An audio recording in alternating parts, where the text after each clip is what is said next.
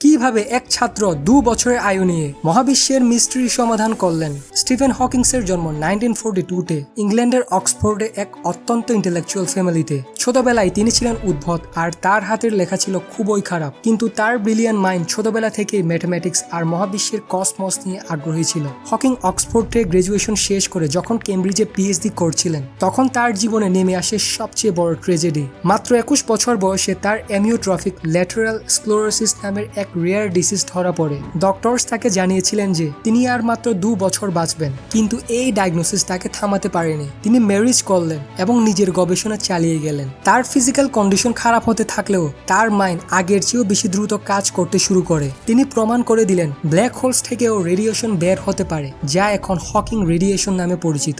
সময়ের সাথে সাথে তিনি হাঁটাচলা এবং কথা বলার অ্যাবিলিটি হারান এবং তাকে একটি হাইটেক হুইল চেয়ার আর স্পিচ সিনথেসাইজারের সাহায্য নিতে হয়। কিন্তু এই অবস্থাতেও তিনি এ ব্রিফ হিস্ট্রি অফ টাইমের মতো বেস্ট সেলিং বুক লেখেন, যা মহাবিশ্বের সিক্রেটস সাধারণ মানুষের কাছে পৌঁছে দেয়। হকিং দেখিয়ে দিয়েছেন মানুষের স্পিরিট এবং ডিটারমিনেশন যে কোনো ফিজিক্যাল লিমিটেশনের চেয়ে অনেক বেশি পাওয়ারফুল।